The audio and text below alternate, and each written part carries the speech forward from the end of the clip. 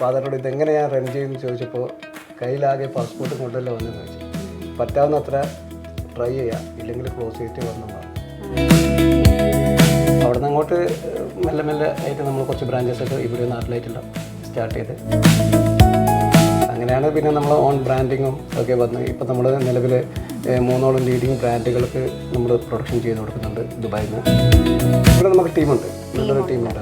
Production മാനേജറുണ്ട്, ഷോപ്പൊക്കെ manage ചെയ്യുന്ന ആളുണ്ട്, shop in-charges ഉണ്ട്. ഓരോന്നും ഓരോ ആളെ പ്ലേസ് ചെയ്തിട്ടുണ്ട്.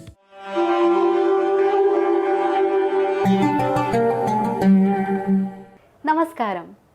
സബലമ യാത്രയുടെ പുതിയൊരു എപ്പിസോഡിലേക്ക് എല്ലാവരും ഞാൻ സ്വാഗതം ചെയ്യുന്നു. ഇന്നത്തെ നമ്മുടെ എപ്പിസോഡിലെ അതിഥി എന്ന് പറയുന്നത് സഫ അൽ അബയ സെൻറ്ററിൻ്റെ ഓണറായിട്ടുള്ള മുഹമ്മദ് ഇഫാഷ് സാറാണ്. സഫ അൽ അബയ എന്ന് പറയുന്നത് ഒരു വുമൻ ക്ലോത്തിങ് സ്റ്റോറാണ്. വിവിധ തരത്തിലുള്ള അബായ ഡിസൈനുകളും ഗുണമേന്മയുള്ള ഫാബ്രിക്കുകളും പുതിയ ട്രെൻഡ്സും ഒക്കെ ഉൾപ്പെടുത്തിക്കൊണ്ടാണ് നമ്മുടെ ഈ ഒരു ബിസിനസ് ഇപ്പം റൺ ചെയ്ത് പോയിക്കൊണ്ടിരിക്കുന്നത്.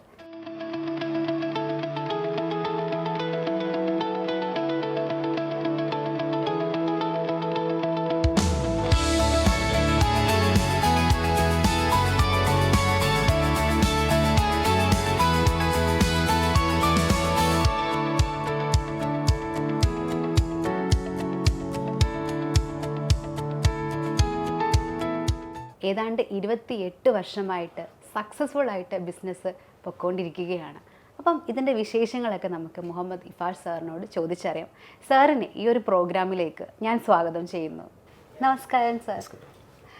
അപ്പം ഏതാണ്ട് 28 വർഷമായിട്ട് നമ്മൾ സഫ അൽ അബയ സെൻറ്റർ റൺ ചെയ്ത് പൊയ്ക്കൊണ്ടിരിക്കുകയാണ് അല്ലേ? ഫാദറായിട്ടാണല്ലേ സ്റ്റാർട്ട് ചെയ്തത്? അതെ, ഫാദർ ഡിഫൻസിലായിരുന്നു. അപ്പോൾ അവിടുന്ന് വിട്ട് 98-ൽ അബായൻ്റെ ഒരു ബിസിനസ് സ്റ്റാർട്ട് ചെയ്തു. പിന്നെ അത് കഴിഞ്ഞ് ഒരു 2003-ൽ ഞാൻ വന്ന് ജോയിൻ ചെയ്തു. പിന്നെ നമ്മൾ ഒരു ബ്രാൻഡിങ് എന്നുള്ളതിൽ സഫ അബായ എന്ന് പറഞ്ഞ ഒരു ബ്രാൻഡിലേക്ക് അത് കൺവേർട്ട് ചെയ്തു. ഓക്കെ. സാർ നാട്ടിൽ എവിടെയാണ്? നാട്ടിലെ വടകര, കോഴിക്കോട് ഡിസ്ട്രിക്ട്. വീട്ടിൽ ആരൊക്കെയുണ്ട്? വീട്ടിൽ ഫാദർ, മദർ, ഒരു ബ്രദറുണ്ട്, ഒരു സിസ്റ്ററുണ്ട്. Okay okay. അപ്പം ഫാദർ സ്റ്റാർട്ട് ചെയ്തു. ഇപ്പം സാറ് ഇതിലോട്ട് വന്നിട്ട് 23 വർഷമായിട്ടുണ്ട്. അപ്പം സ്റ്റാർട്ടിങ്ങിൽ എങ്ങനെയായിരുന്നു ഈ ഒരു ബിസിനസ്സിലേക്ക് വന്നപ്പോൾ? സ്റ്റാർട്ടിങ് വന്നപ്പോൾ അബായൻ്റെ വലിയൊരു സ്റ്റാർട്ടിങ് സ്റ്റേജ് ആയിരുന്നു. അബായ എന്നുള്ള ഒരു ഇതിൽ മുന്നേ ഒരു പർദ എന്നുള്ളൊരു ഓൾഡ് കോൺസെപ്റ്റ് ആയിരുന്നു ഉണ്ടായിരുന്നത്.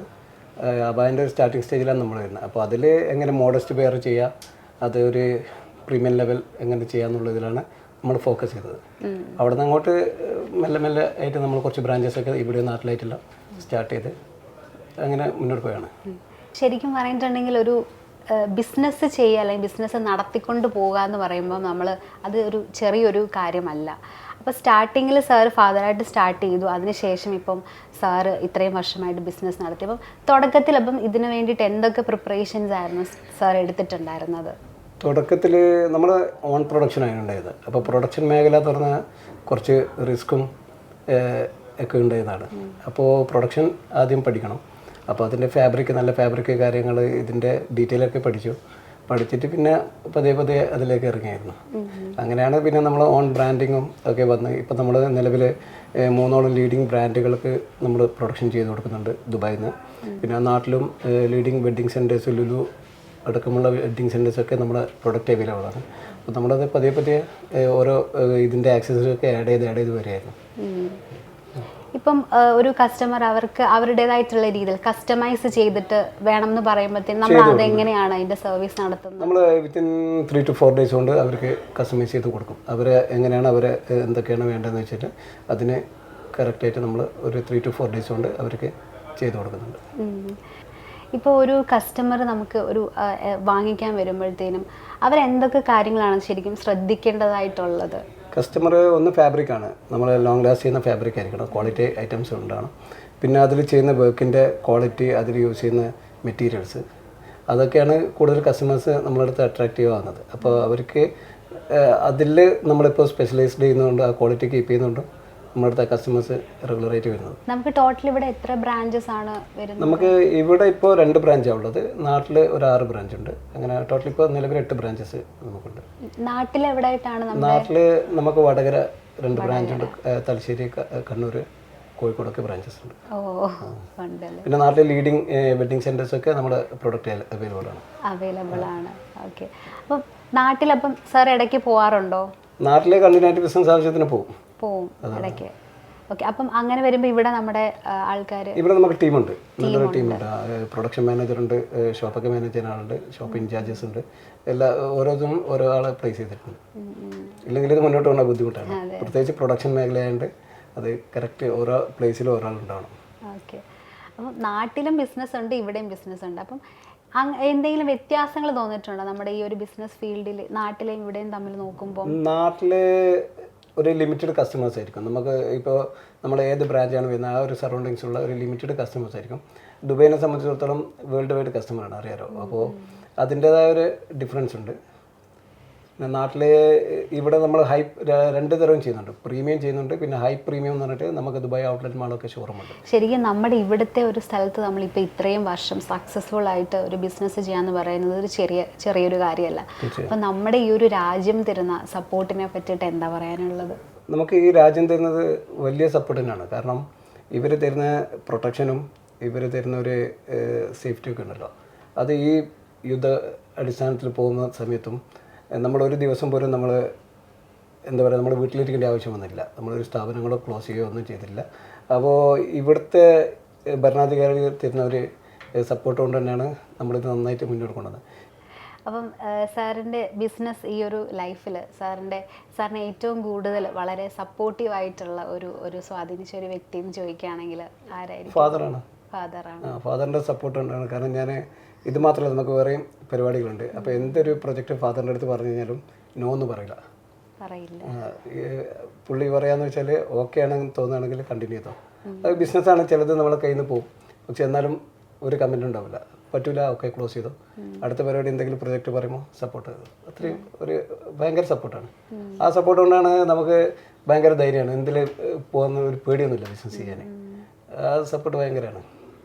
ഉമ്മയുടെ സപ്പോർട്ട് അതൊക്കെ സ്വാഭാവികമായിട്ടുണ്ടാവും. വൈഫ് മക്കളെല്ലാം സപ്പോർട്ട് ചെയ്യുന്നുണ്ട്.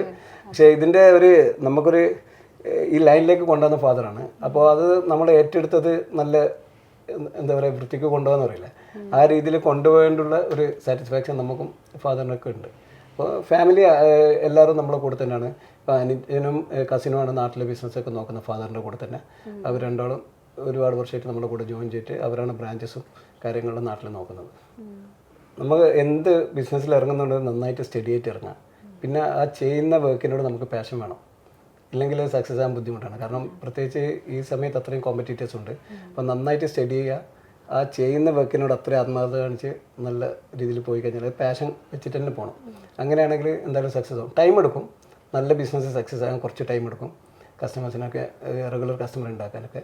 അപ്പോൾ പക്ഷേ അത് സക്സസ് ആണെങ്കിൽ ഈ കാര്യങ്ങൾ എന്തായാലും നോക്കണം. സ്റ്റാർട്ടിങ്ങിൽ ഇത് തുടങ്ങിയ സമയത്ത് ഇപ്പോൾ ഫാദറായിട്ട് സ്റ്റാർട്ട് ചെയ്തതാണല്ലോ, അപ്പം ഫാദർ തന്നിട്ടുണ്ടായിരുന്ന ഒരു അഡ്വൈസ് എന്തായിരുന്നു ബിസിനസ്സിലോട്ട് വന്നപ്പോൾ? ഫാദർ തന്ന അഡ്വൈസ് എന്ന് പറഞ്ഞാൽ, ഞാൻ വന്ന് ഒരു 1 മന്തിനുള്ളിൽ ഫാദർ നാട്ടിലേക്ക് പോയി.